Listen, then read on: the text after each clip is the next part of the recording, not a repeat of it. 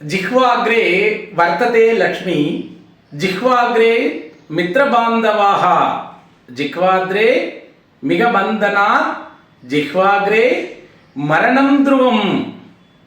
இது என்னங்க வார்த்தை?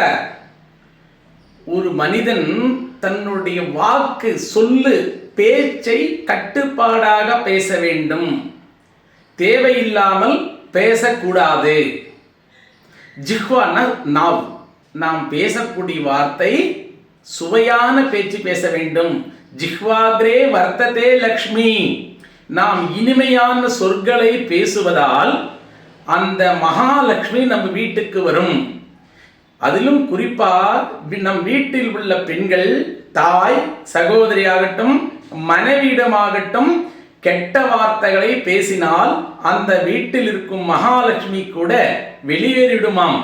அடுத்து ஜிஹ்வாக்ரே மித்ரபாந்தவாக, நாம் நல்ல இனிமையான சொற்களை பேசுவதால் நல்ல நண்பர்கள், நல்ல உறவுகள், நல்ல சொந்தங்கள் நமக்கு கிடைக்கும்.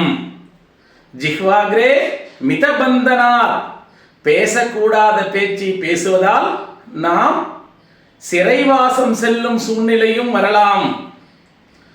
சில பேர் அரசியல்வாதிகள் மேடையிலே நானும் பேசுகிறேன் என்ற வார்த்தையால் தன்னையும் மீறி சில பேசக்கூடாத வார்த்தைகளை பேசி சிறைவாசம், தடா சட்டம் போட்டா சட்டம் என்று சிறைவாசம் சென்றவர்களை எல்லாம் நீங்கள் பார்த்திருக்கிறீர்கள்.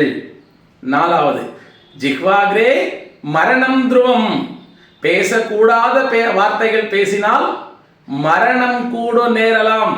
தெரியாமல் நான் சொல்லிவிட்டேன், இதனால் என்ன விதமான விளைவுகள் வருமோ என்று சில குடும்பத்தில் தற்கொலை கூட செய்து கொண்டிருக்கிறார்கள் என்பதை எல்லாம் நாம் நாளேடுகளிலும் டிவியில் கூட பார்த்திருக்கிறோம்.